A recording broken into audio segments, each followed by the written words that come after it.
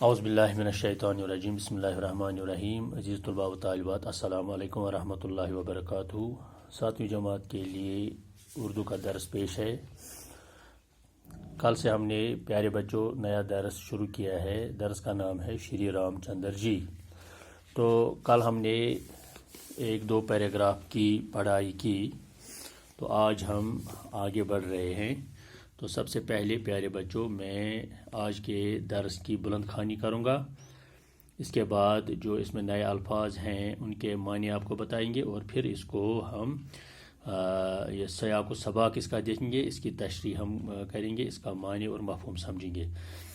تو بچوں پہلے میں بلند خوانی پیش کر رہا ہوں، آپ غور سے سن لیجیے۔ رام چندر جی فرما بردار تھے۔ نیکی، ایمانداری اور سچائی کا جذبہ ان کے دل میں بدرجہ اتم موجود تھا۔ اپنے والدین کے حکم کی تعمیل کی اور اجودھیا کو چھوڑ کر بنواس کے لیے نکل پڑے۔ ان کے ہمراہ ان کی بیوی سیتا اور بھائی لکشمن بھی تھے۔ رام چندر جی کو بنواس گئے ابھی کچھ ہی دن ہوئے تھے کہ راجا دشرت کی وفات ہو گئی۔ اب بھرت کو راج گدی پر بیٹھنے کے لیے کہا گیا، لیکن وہ چونکہ رام چندر جی سے بے پناہ محبت کرتے تھے، اس لیے انہوں نے گدی پر بیٹھنے سے انکار کر دیا۔ وہ رام چندر جی کو ڈھونڈنے نکل پڑے۔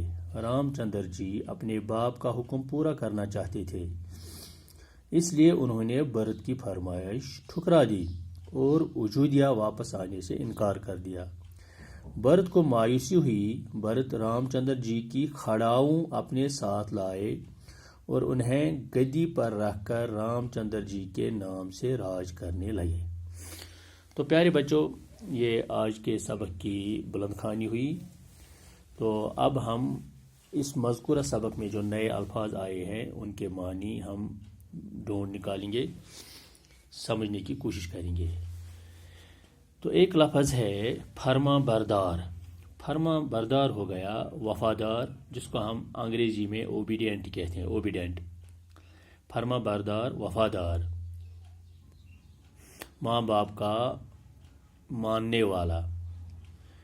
دوسرا لفظ ہے بدرجہ اتم۔ بدرجہ اتم، بدرجہ اتم ہو گیا حد درجہ، یعنی کہ پوری طرح سے۔ اس طرح سے تیسرا لفظ ہے تعمیل۔ تعمیل کے معنی حکم ماننا، تسلیم کرنا۔ ایک اور لفظ ہے ہمراہ۔ ہمراہ کے معنی ہے ساتھ، کسی کے ساتھ جانا، کسی کا ساتھ دینا، کسی کے ساتھ رہنا، اس کو ہمراہ کہتے ہیں۔ بے پناہ۔ بے پناہ کے معنی ہے بہت بہت، بے حد، حد درجہ، کافی حد تک۔ اس طرح سے ایک اور لفظ ہے ٹھکرانا۔ ٹھکرانے کے معنی انکار کرنا، نہ ماننا، تسلیم نہ کرنا۔ اسی کی طرح ایک اور لفظ ہے مایوس۔ مایوس کے معنی ہے نا امید۔ تو پیارے بچوں، آج کے درس میں یہ کچھ نئے الفاظ تھے جن کے معنی آپ نے سمجھ لیے۔ اب ہم مذکورہ سبق کو دہرائیں گے، مذکورہ سبق کو پڑھیں گے، اس کے معنی اور مفہوم سمجھیں گے۔ رام چندر جی فرما بردار تھے۔ نیکی، ایمانداری اور سچائی کا جذبہ ان کے دل میں بدرجہ اتم موجود تھا۔ جیسا کہ ہم نے کل پڑھا پیارے بچوں، اوتار جو ہوتے ہیں انہیں ہر کسی مذہب کے لوگ پیار کرتے ہیں، محبت کرتے ہیں۔ رام چندر جی راجا دشرت کے سب سے یہ بڑے بیٹے تھے۔ چونکہ انہیں بنواس کا حکم ملا تو انہوں نے ایک دم اس حکم کو تسلیم کیا۔ جو ہی ان کو حکم ملا کہ آپ کو بنواس کے لیے جانا ہے تو وہ نکل پڑے۔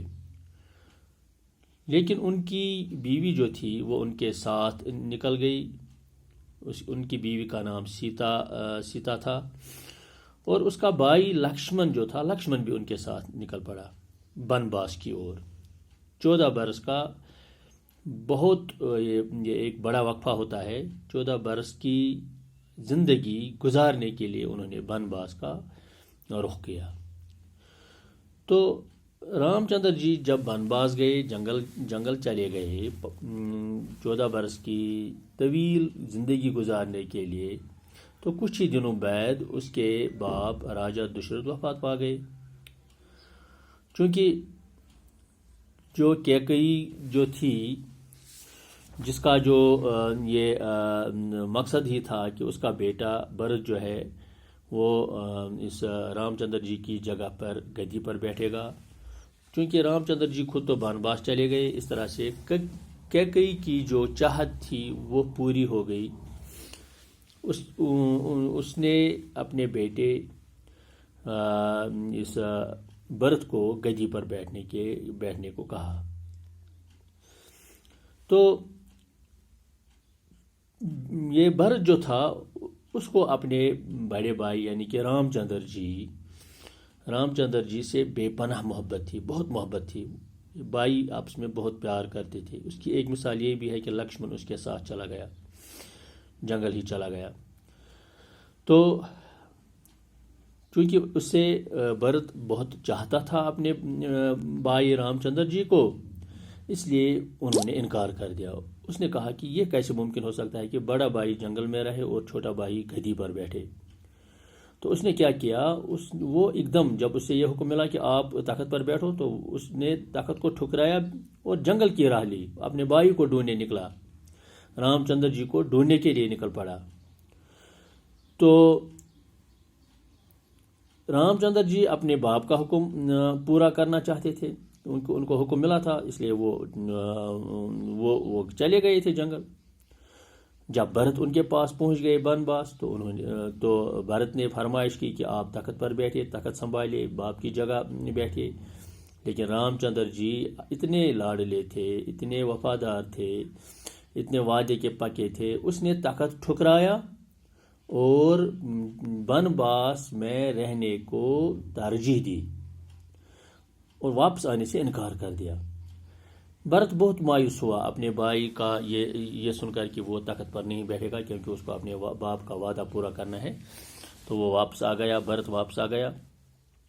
لیکن اپنا یہ پیار جو تھا، اپنی محبت جو تھی، اس محبت کے سہارے اس نے کیا کیا، اس نے رام چندر جی کی کھڑاؤں اصل میں یہ کشمیری لفظ کھراو سے نکلا ہے، یہ کھراو ہے اصل میں۔ یہ کھراو جو ہے یہ لکڑی کی بنائی ہوئی ایک قسم کی چپل ہوتی ہے۔ عام طور پر اب تو کشمیر میں اس کا رواج ختم ہو گیا ہے۔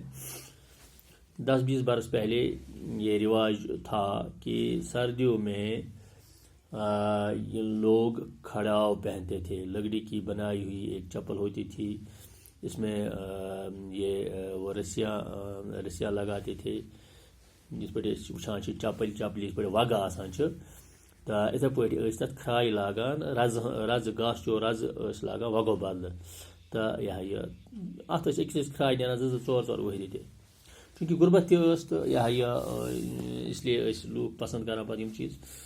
تو اسی طرح سے اب کھڑاؤ جو تھی رام چندر جی کی، تو بھرت نے اس کی کھڑاؤں لائی اس کی اپنے ساتھ لائی اور گدی پر وہ کھڑاؤ رکھی، اور خود یعنی کہ یہ تاثر دیا، خود تو حکومت کرنے لگے، وہ بھرت خود حکومت کرنے لگی، لیکن کھڑاؤں اس کی رکھی، یعنی کہ اس کے نام سے وہ راج کرنے لگے، اس کی کھڑاؤں کے نام سے وہ راج کرنے لگے، راج گدی پر بیٹھ گئی۔